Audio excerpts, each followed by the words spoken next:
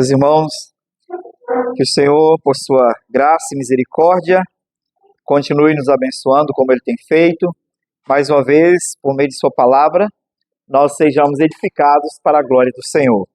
Irmãos, hoje nós iniciamos duas novas séries. Pela manhã, a exposição do Salmo 119, e nesse salmo, especialmente olhando para o viver, o proceder cristão de acordo com a palavra do Senhor. Lá nós vimos a beleza e o poder da palavra do Senhor na transformação do coração. E no livro de Gálatas, na carta aos Gálatas, nós vamos também, ainda olhando para esse aspecto de coerência cristã, coerência entre o que nós cremos e o que nós praticamos, nós vamos então olhar para o tema para a liberdade, Cristo nos libertou. Hoje, capítulo 1, do verso 1 ao 7, eu convido os irmãos a abrirem suas Bíblias. Gálatas, capítulo 1, do verso 1 ao 7.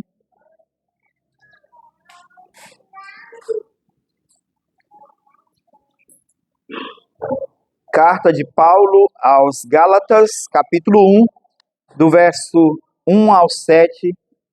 Leiamos a palavra do nosso Deus. Diz assim: Paulo, apóstolo, não da parte de homens, nem por intermédio de homem algum, mas por Jesus Cristo e por Deus Pai, que o ressuscitou dentre os mortos, e todos os irmãos meus companheiros, às igrejas da Galácia. Graça a vós outros e paz da parte de Deus nosso Pai e de nosso Senhor Jesus Cristo, o qual se entregou a si mesmo pelos nossos pecados, para nos desarraigar deste mundo perverso, segundo a vontade de nosso Deus e Pai, a quem seja a glória pelos séculos dos séculos. Amém.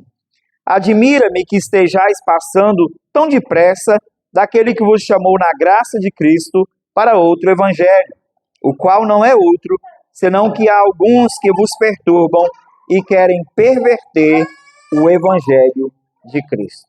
Vamos orar ao Senhor mais uma vez?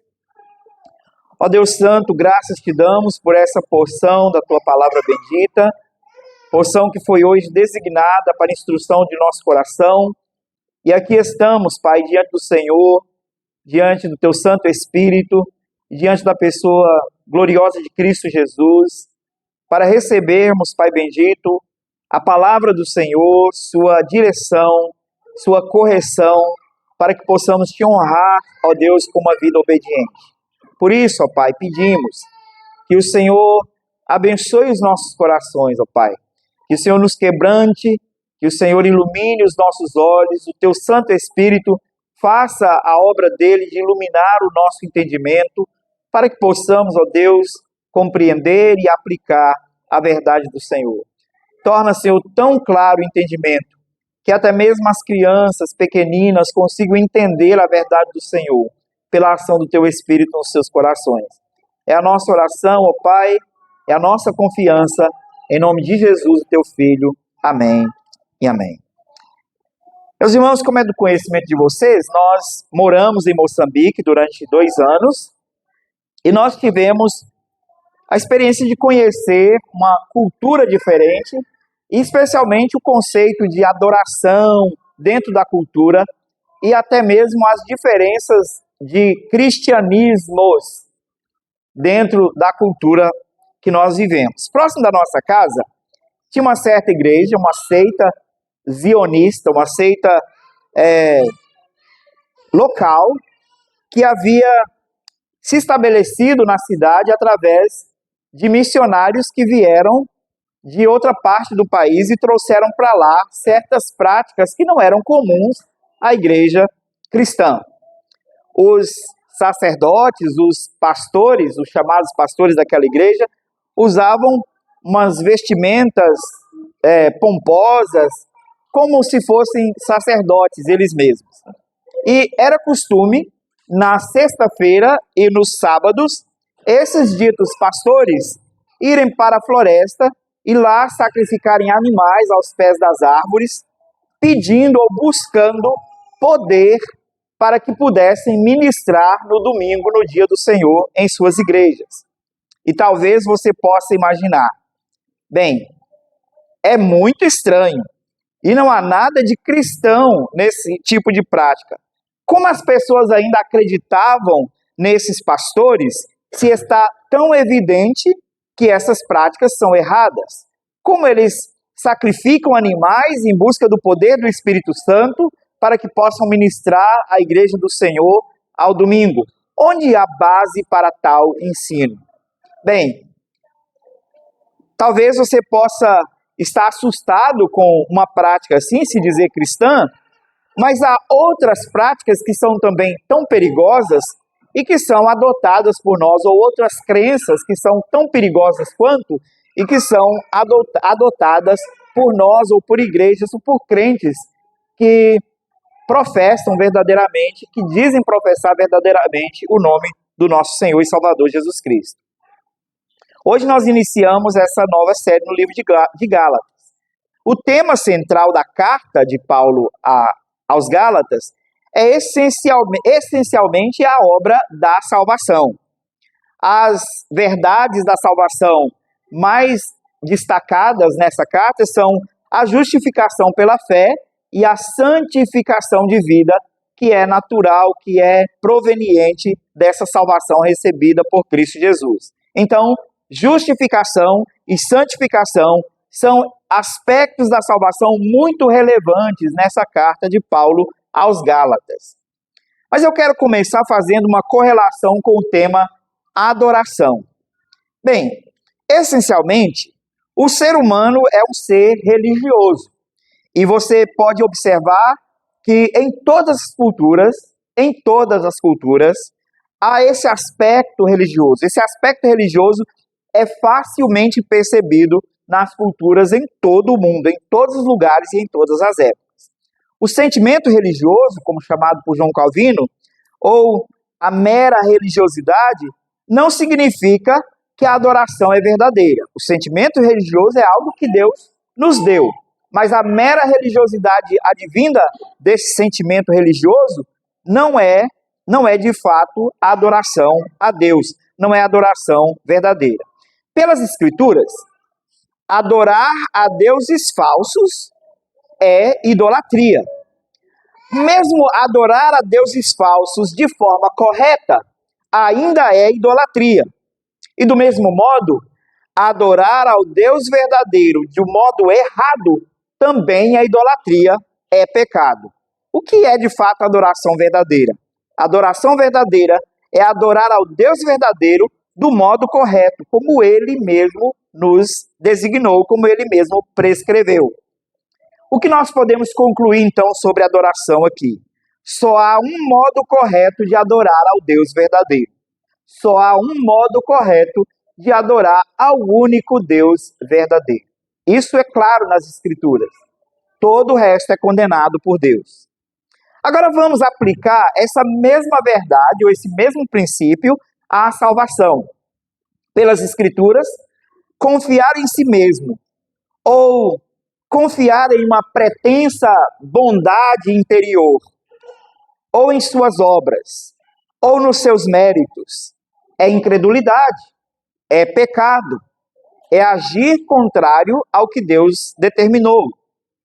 Crer no Salvador também, mas de modo errado, pode ser religiosamente aceitável, mas não salva ninguém. Você pode crer no Salvador correto, mas se você crê de modo errado, você não é salvo, você não pode ser salvo.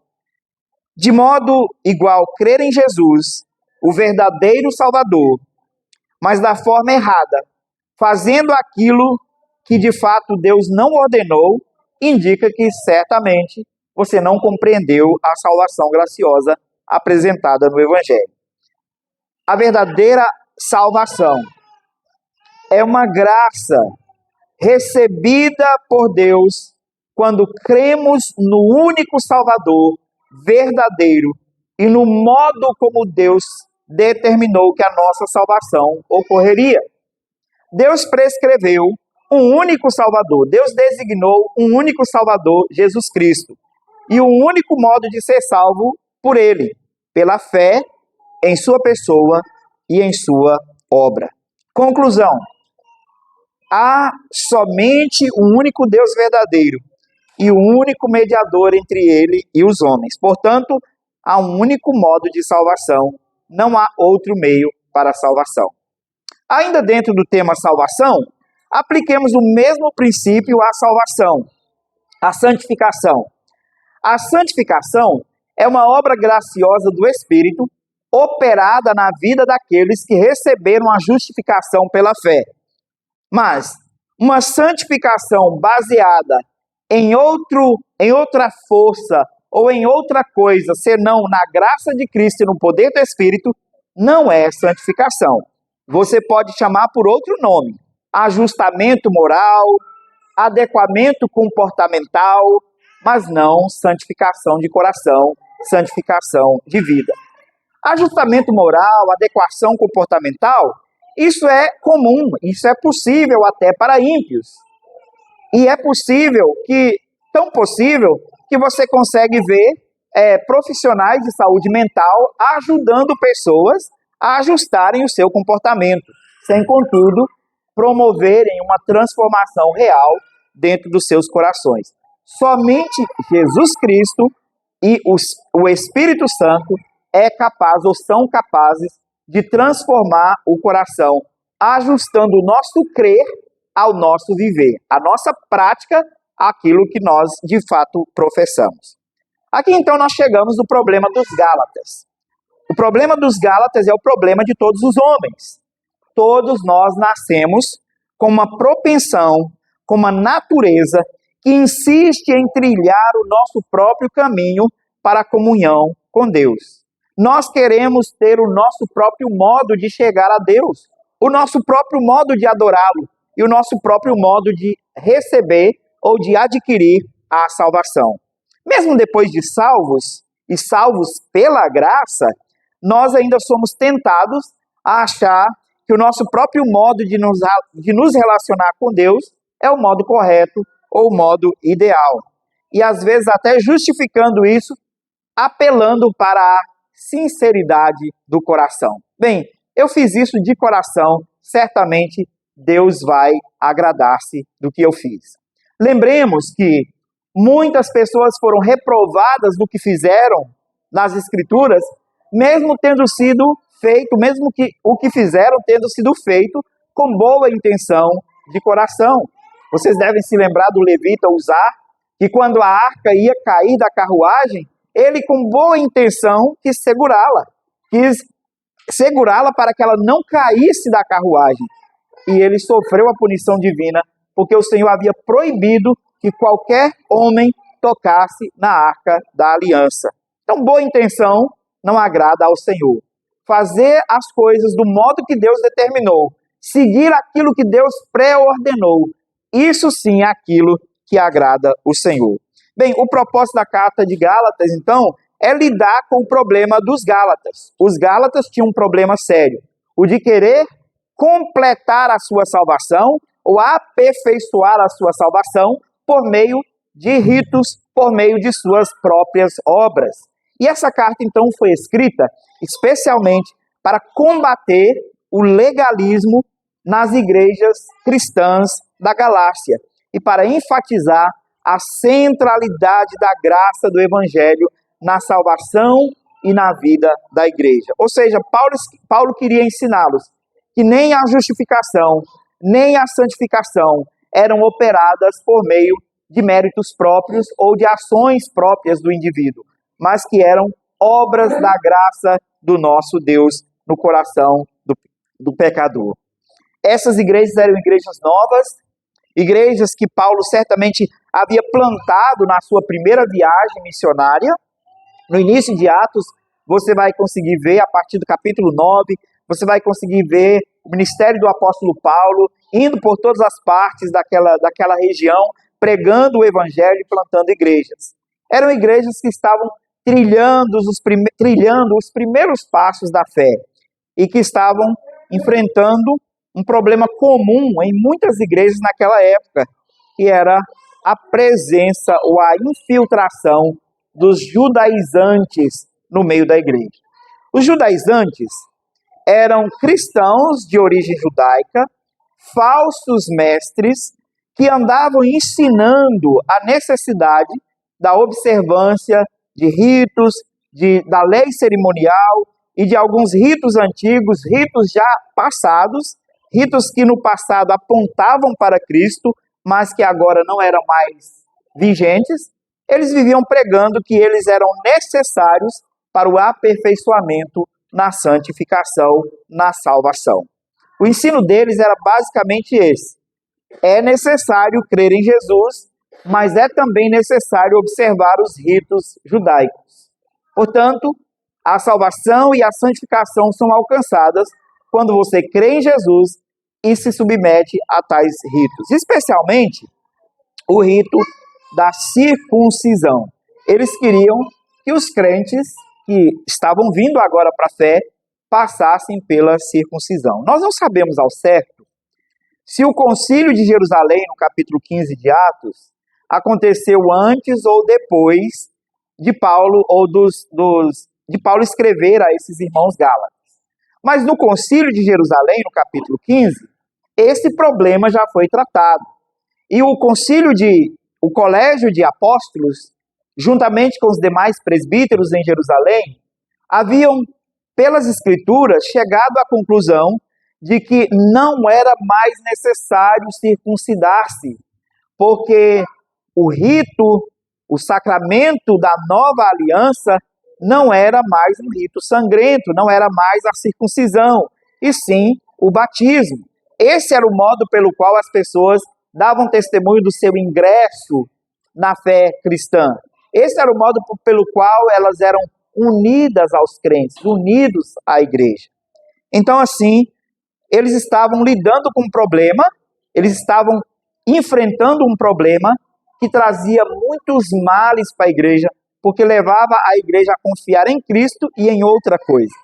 Cristo mais alguma coisa para a salvação e para a santificação. A grande pergunta é: será que esse não é um problema para nós também?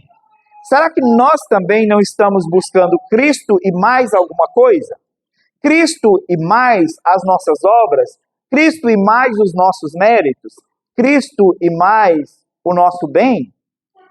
Será que nós, no fundo, não cremos que alguma coisa em nós faz com que Deus nos ame mais ou nos torne aceitáveis perante Ele? Esse é um perigo que nós corremos, o nosso coração corre. E eu quero, então, desafiar os irmãos a olhar para essa carta com essa perspectiva, de que nós não podemos alcançar o favor de Deus por meio de práticas legalistas ou de meras formalidades.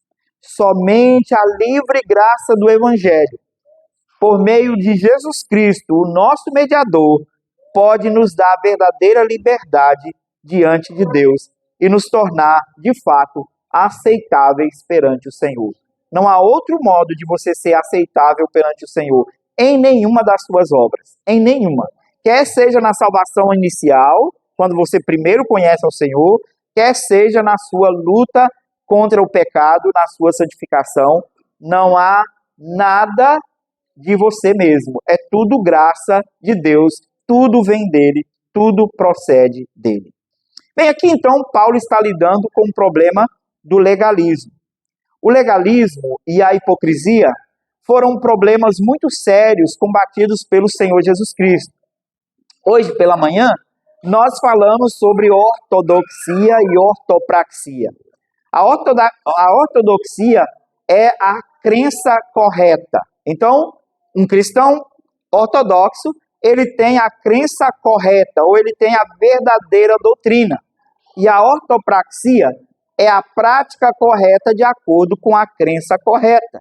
Então, um verdadeiro cristão, ele tem a crença correta e a prática coerente com a sua crença.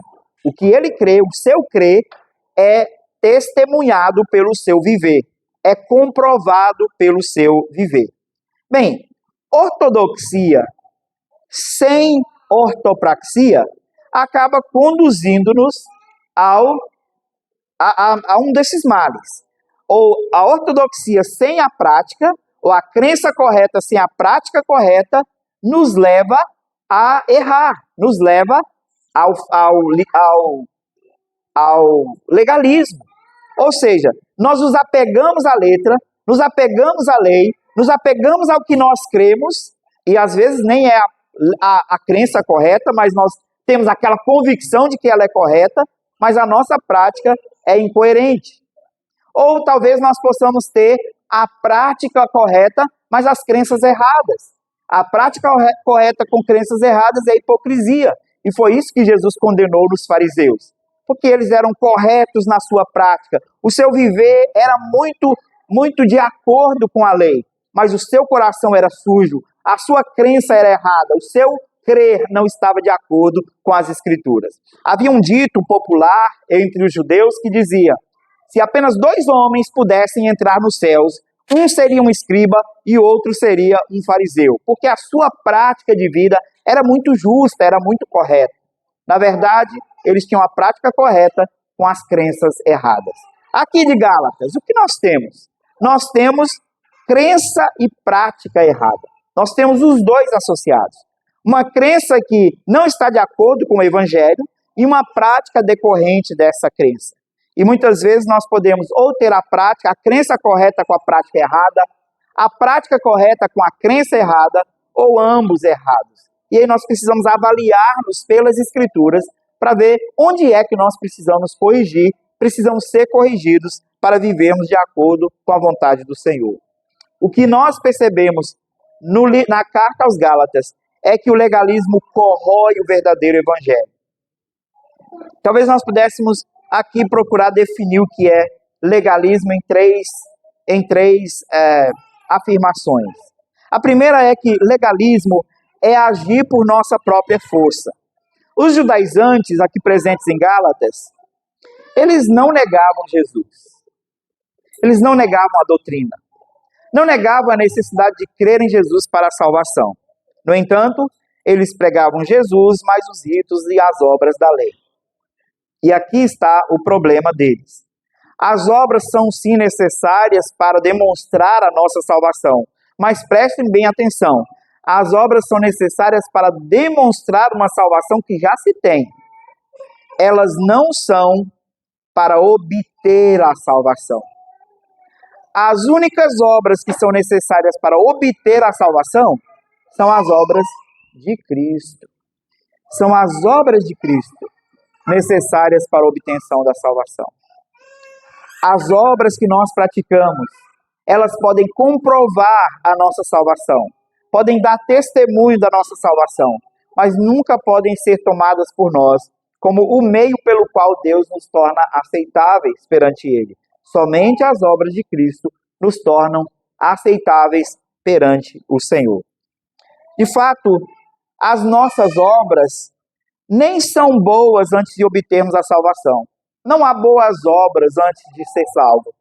Somente aqueles que foram salvos é que são colocados nas boas obras, que foram preparadas de antemão para que nós vivêssemos nelas. Nós podemos pensar talvez num correspondente desse aspecto do legalismo em nossa época, ou seja, agir por nossa própria força?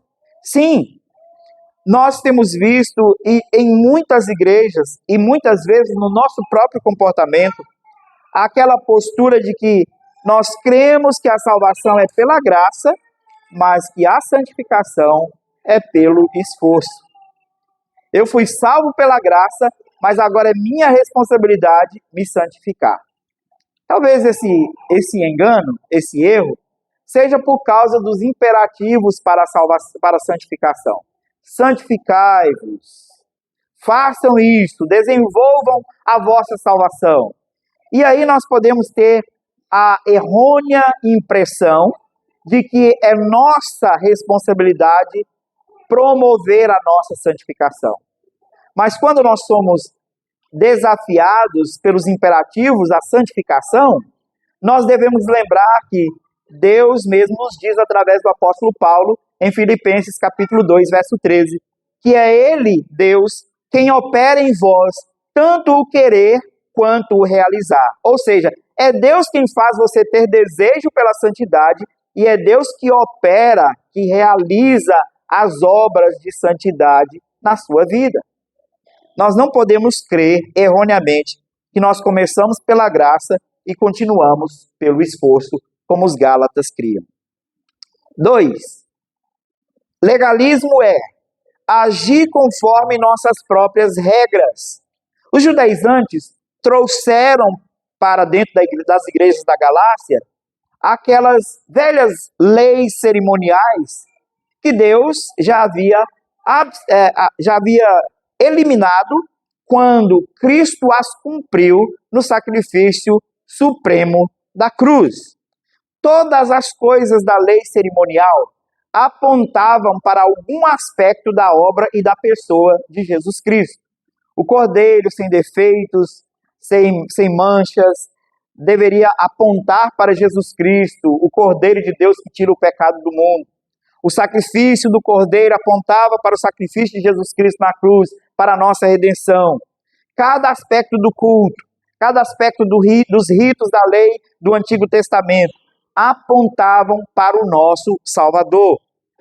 Assim, quando Jesus Cristo morreu na cruz, quando ele cumpriu a sua obra, finalizou a sua obra, e lá na cruz ele disse, está consumado, ele deu um testemunho de que toda aquela obra e tudo aquilo para o qual a lei cerimonial apontava havia se consumado nele, havia sido realizado, completado por ele. Então os judaizantes estavam trazendo para dentro da igreja as igrejas da Galácia regras obsoletas, regras desnecessárias, regras já cumpridas pelo Senhor Jesus. Na verdade, regras que foram cumpridas por Jesus e que são trazidas de volta por homens, já não são mais lei de Deus, são apenas preceitos humanos. Há algum correspondente disso nas escrituras ou nos nossos dias? Sim. Nós temos algumas igrejas que ainda estão voltando no passado, no Antigo Testamento, e trazendo para a prática cristã e para o culto coisas que são da lei cerimonial. Mas quando nós pensamos em nós também temos que tomar o cuidado de não pegar preceitos humanos, como usos e costumes, e estabelecê-los como se fosse lei de Deus.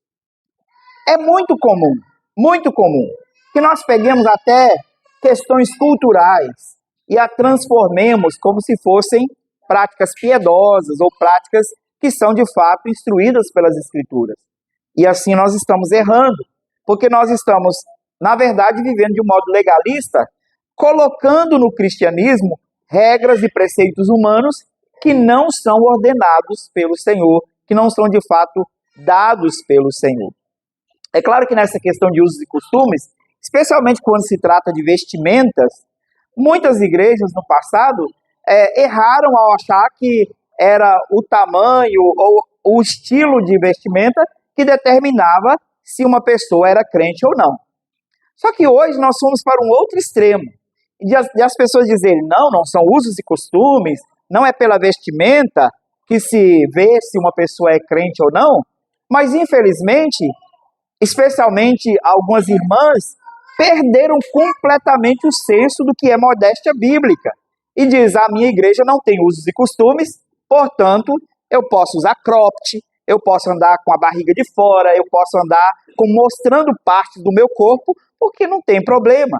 Quando, na verdade, as Escrituras ensinam que você deve vestir com modéstia. Falando desse tema, eu acho que eu comentei um dia com os irmãos, não sei se com os jovens, que eu escrevi um texto a respeito disso, a partir de uma conversa com uma prima incrédula. Eu estava na casa dela em São Paulo e conversando, ela falou, primo, eu tenho uma pergunta para te fazer, você é pastor, você vai me ajudar a responder. O que está acontecendo com essas moças crentes?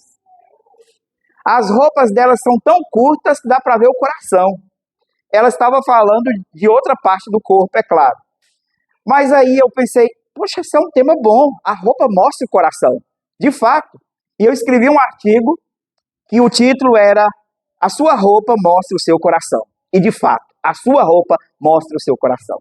Se o seu coração está cheio de sensualidade, se o seu coração está cheio de provocação sensual, é isso que você vai fazer, que você vai mostrar na sua roupa. Mas o problema é quando nós pegamos essa coisa boa que a Bíblia ensina sobre modéstia e transformamos em mero uso e costume, e nós dizemos que tal tipo de vestimenta é cristã e tal tipo de vestimenta não é. Que tal modo de vestir é cristão e tal modo não é. Quando o princípio deveria ser este modo ou aquele que está dentro do padrão bíblico de modéstia cristã, era esse que deveria ser o padrão, o modelo que nós deveríamos seguir. Então, quando nós pegamos preceitos humanos, regras humanas, e estabelecemos como se fossem regras divinas, isso é legalismo, isso não é a graça do Evangelho. Terceira definição é realizar as boas obras para ganhar o favor de Deus. Os judaizantes acreditavam que aquela era uma forma correta de agradar a Deus. Fazer aquelas coisas era a forma correta de agradar a Deus. O legalismo, essencialmente, funciona mais como uma forma de agradar aos homens e não a Deus. Mas, no fundo, o legalista age assim porque ele acredita alcançar o favor de Deus mediante alguma coisa boa, ou que ele crê que é bom, que ele realizou perante o Senhor. Ou seja, se eu agir desse modo, se eu fizer tais coisas boas, Deus se agradará de mim. E assim, buscam o favor de Deus, não pela confiança estrita na pessoa de Jesus Cristo, mas porque está conseguindo fazer coisas boas para Deus. É claro, você tem o dever de fazer coisas boas, mas esse dever, ele só é genuíno e verdadeiro quando ele é fundamentado na sua confiança estrita, única em Jesus Cristo. Porque Cristo me salvou, eu posso fazer boas obras para glorificar a Deus. Porque Cristo me salvou, as minhas obras agora são santas, porque Ele as santificou na cruz. Porque Cristo me salvou, eu posso glorificar a Deus por meio de minhas boas obras. Mas não o contrário. Eu não posso pensar, as minhas boas obras cooperam para a minha salvação. As minhas boas obras me fazem uma pessoa melhor, portanto, Deus me acha melhor, Deus me aceita, Deus me recebe, porque eu sou uma pessoa cheia de boas obras. Não, Deus te recebe, meu irmão, porque Jesus é a pessoa cheia de boas obras, na qual você confia para ser salvo e para se achegar a Ele. É em Cristo que você deve se agarrar. E as suas obras devem ser feitas nele, e para ele, e para a glória dele. Do contrário, é mero legalismo. Qual o correspondente dessa vertente do legalismo nos nossos dias? Quando nós servimos, ou doamos, ou dizimamos, com a expectativa de sermos aceitos por Deus ou abençoados por Ele. Uma doutrina foi ensinada por muitos anos na igreja brasileira. E essa doutrina acabou formatando o crer das pessoas a respeito do dever cristão de dar o dízimo. A doutrina era que existia um demônio chamado devorador. Eu já acreditei nisso. E que se você não desse o dízimo, você dava legalidade, né, para que um demônio chamado devorador viesse e destruísse o que você tinha ganhado. E aí você era, então, estava suscetível a todo tipo de ataque desse devorador, porque você não deu o dízimo. Bem, há punições, há disciplinas divinas por causa da desobediência à palavra de Deus? Ah, sim, certamente há. Mas o problema é que muitos crentes não estavam dando o dízimo por obediência, por amor e por gratidão, mas por medo do devorador. Você percebe a diferença? Você está fazendo algo que é bom, mas por uma crença errada. Isso é legalismo. E aí você dizia, não, se eu fizer correto, Deus se agrada de mim, e aí ele repreende o devorador, e aí tudo resolveu. Então, essa crença errada, esse ensino errado, foi dado à igreja e fez com que muita gente parasse de dar os dízimos com aquela alegria que é natural de alguém, que deve ser natural de alguém que recebeu a graça salvadora do Senhor, de alguém que foi sustentado pela boa mão do Senhor, recebendo o seu salário. de entregar na casa do Senhor aquela parte que pode cooperar para o avanço do Evangelho, de ele ficar feliz porque a sua contribuição vai contribuir para a pregação da palavra de Deus e avanço do Evangelho. Ele perdeu isso e passou a fazer por mero legalismo. Ou talvez servir a Deus ou escolher alguma coisa para fazer na igreja porque quer receber o favor de Deus. Eu fiz um propósito. Eu vou ajudar na salinha das crianças, para Deus me abençoar nesse propósito, né? Eu fiz um propósito. Você já ouviu alguém dizer isso? Quantas vezes nós já vimos isso? Quantas vezes nós estamos funcionando, de certo modo, o legalismo faz com que nós funcionemos na perspectiva da barganha com Deus. Eu faço isso, o Senhor me dá em troca. Se eu for bonzinho, o Senhor me dá em troca. Isso não é Deus, isso é Papai Noel que chama. E só acredita as crianças ingênuas. O que nós então cremos do Evangelho? E Paulo já começa aqui, deixando muito bem estabelecido que somente o verdadeiro Evangelho destrói o nosso legalismo.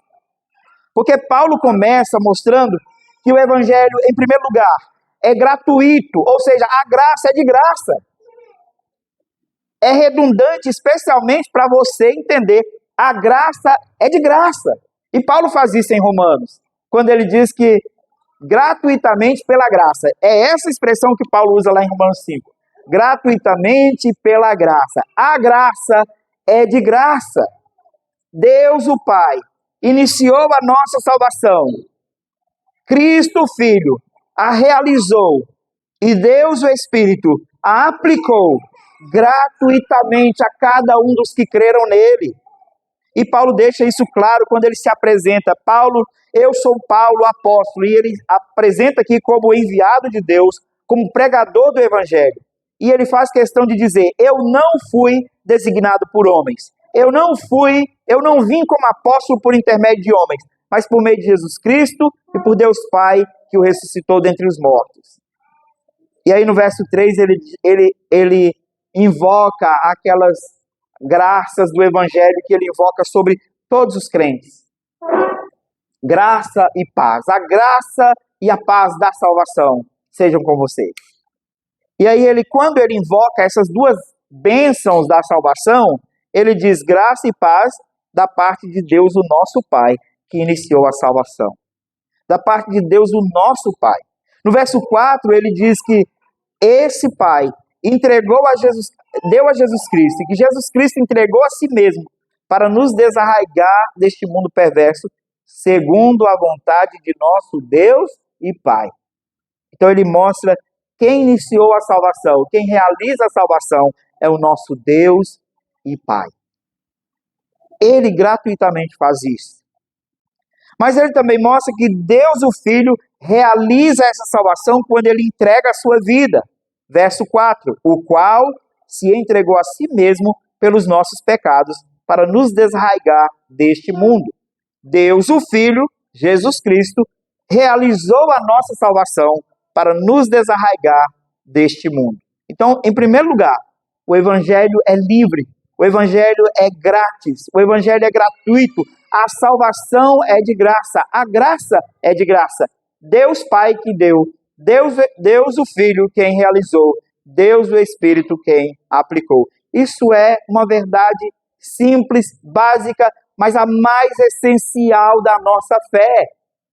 Que a nossa salvação foi ideia de Deus, iniciativa de Deus, execução de Deus, e até a sua consumação no outro dia será o próprio Deus. Quando Jesus Cristo nos céus, abrir os céus em glória e nos glorificar, nos tomar para Ele, nos glorificar.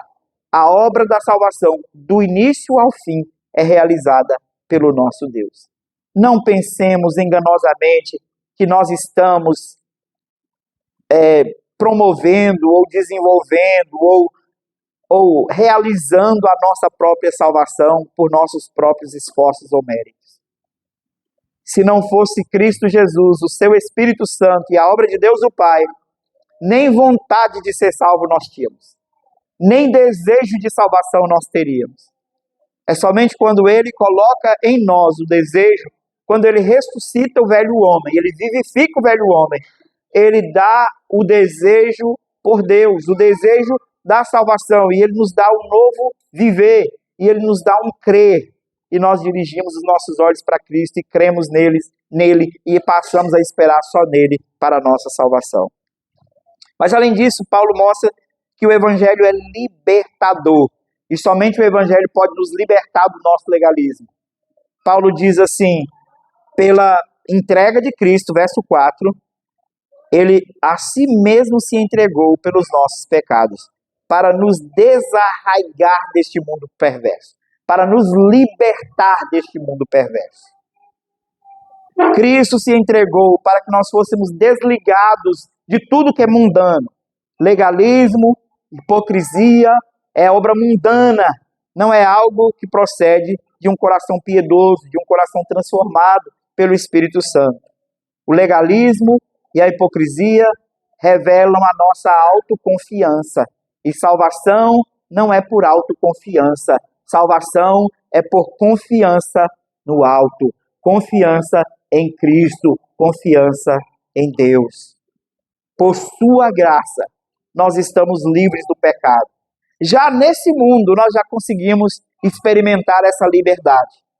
Já nesse mundo, ainda que eu tenha que lutar contra o meu pecado, ainda que eu ainda tenho sentimentos e emoções pecaminosas, ainda que eu tenho pensamentos e ações incoerentes com a verdade, mas eu já tenho a graça do Senhor operando em mim, ao ponto de eu ser capaz, pela capacidade do Espírito, de dizer não aos meus maus sentimentos e más emoções, ao ponto de eu chegar a dizer não aos meus maus pensamentos e às minhas más obras, e eu me abraçar com fé a Cristo, porque Ele me leva a fazer isso, pela graça do Espírito que opera em mim. Nós que somos habitados pelo Espírito, temos essa graça, temos essa bênção em nosso coração. Por sua graça estamos livres. E somente pela graça nós somos libertos de todo mal. E somente pela graça nós seremos libertados do nosso legalismo. Paulo, no versos 6 e 7, dirige a palavra aos Gálatas e parece-me que ele fala com certa tristeza ao dizer: meus irmãos, eu estou admirado de que vocês estejam passando tão depressa daquele que vos chamou na graça de Cristo para outro evangelho, o qual não é outro, senão que há alguns que vos perturbam e querem perverter o evangelho de Cristo.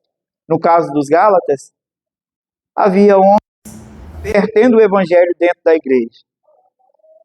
Mas muitas vezes nós somos tais pessoas, as que pervertem o evangelho, transformando o evangelho em legalismo. Quando nós agimos ou por confiança em nós mesmos, ou nós agimos por regras próprias nossas, ou quando nós agimos pensando que as nossas boas obras nos farão alcançar o favor de Deus. Talvez você possa agora voltar àquela história dos pastores de Moçambique. Imagine, pastores indo à floresta para sacrificar animais, sacrificar bodes e carneiros, ao pé de uma árvore, para invocar o poder do Espírito Santo para ministrar à igreja no dia do Senhor. Absurdo, não? Absurdo isso. Eu tenho certeza que quando você ouviu a história, talvez, se não essa palavra, mas outra semelhante, talvez tenha vindo à sua mente. Absurdo. Que coisa absurda. Mas tão absurdo quanto querer adorar e servir a Deus da forma como esses pastores faziam, tão absurdo quanto querer ministrar à igreja, buscando o poder de Deus de uma forma não prescrita pelas Escrituras, era absurdo para o apóstolo Paulo ver os crentes gálatas tentando ser aperfeiçoados na fé por meio de ritos externos da lei cerimonial que havia sido cumprida em Jesus. Ou seja, eles estavam tentando fazer o que Cristo já tinha feito. E talvez isso seja a deixa para nós nos avaliarmos, se nós não estamos tentando fazer o que Cristo já fez. E que o nosso viver fracassado, muitas vezes, as nossas muitas quedas no pecado, seja exatamente porque nós estamos confiando em nós mesmos e não naquele que provê toda a graça para que possamos ter uma vida, de fato, livre pela graça do Evangelho. Foi para a liberdade que Cristo nos libertou. Foi para a liberdade que Ele nos chamou. Mas essa liberdade, ela só é plenamente desfrutada quando nós abandonamos toda a autoconfiança, todo o nosso legalismo e voltamos para a lei moral de Deus, confiados de que só Cristo pode nos dar graça para obedecê-la. E também lembrando que nós não precisamos de cumprir ritos, regras, para que possamos ser aceitos perante o Senhor, mas que nós precisamos confiar no seu Filho e obedecê-lo. Esta é a verdade. Paulo, de modo triste, chama a atenção dos Gálatas. E no capítulo 3, no verso 3, Paulo tem que ser até um pouco rude com os irmãos e dizer: vocês são assim tão insensatos? Vocês são assim tão insensatos ao ponto de terem começado no Espírito e agora vocês estão se aperfeiçoando na carne? Que cristianismo é esse que vocês estão vivendo? Que cristianismo é esse que vocês começaram pela graça do Espírito e agora querem se auto-aperfeiçoar? Não dá. Portanto, meus irmãos, nós somos hoje chamados a avaliarmos o nosso proceder e a avaliarmos o nosso coração, a avaliarmos o nosso cristianismo. O nosso cristianismo é aquele que tem como único mediador Cristo Jesus, ou que quer associar alguma coisa a mais a Ele para o nosso aperfeiçoamento. O nosso cristianismo é aquele que tem como único aperfeiçoador o Espírito Santo de Cristo, ou nós queremos associar alguma coisa a mais para o nosso aperfeiçoamento? Que confiança é essa que nós temos em Cristo? Se nós achamos que seguir leis, seguir regras, seguir princípios e parâmetros humanos, padrões estabelecidos por homens, que isso de fato vai nos fazer crescer na santidade. Não, meus irmãos.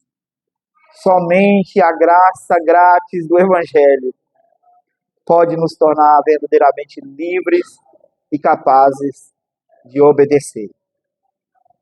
Que Deus, em sua graça e misericórdia, nos ajude a olhar somente para Cristo e abandonar toda a nossa confiança em nós mesmos, abandonar toda a nossa confiança em regras, abandonar toda a nossa confiança em uma bondade inerente que nós achamos ter, mas que nós não temos.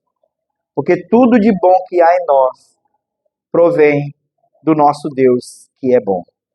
Que nós possamos, com uma crença correta, também ter dia a dia uma prática correta, que glorifica e honra ao Senhor, que nos deu a vida e que nos deu a salvação. Em nome de Jesus. Amém. Vamos orar? Ó Deus, nós temos que reconhecer, ó Pai, perante o Senhor e a sua santidade, que nós não estamos longe de ser hipócritas e insensatos como os Gálatas eram, Senhor. Nós não voltamos à circuncisão, não voltamos às práticas de observação de festas e calendários e luas, como os Gálatas estavam fazendo. Mas nós voltamos às nossas próprias obras, voltamos àquilo que nós acreditamos haver de bom em nosso coração, voltamos a técnicas, voltamos a disciplina e muitas outras práticas, crendo que o rigor é que vai nos santificar. Quando na verdade, ó Deus, somente o Teu Espírito pode santificar o nosso coração. E somente a obra de Cristo pode nos tornar aceitáveis perante o Senhor. Que hoje, Senhor, nós possamos reconhecer perante a face santa do Senhor, que não é por nossos méritos, não é por obras, não é por nosso falar, não é pelo nosso pensar, não é pelo nosso agir, não é por nada que fazemos, mas por tudo que Cristo fez por nós e por tudo que o Espírito Santo faz em nós. Nós somos a habitação do Seu Espírito e Ele é quem guia as nossas vidas.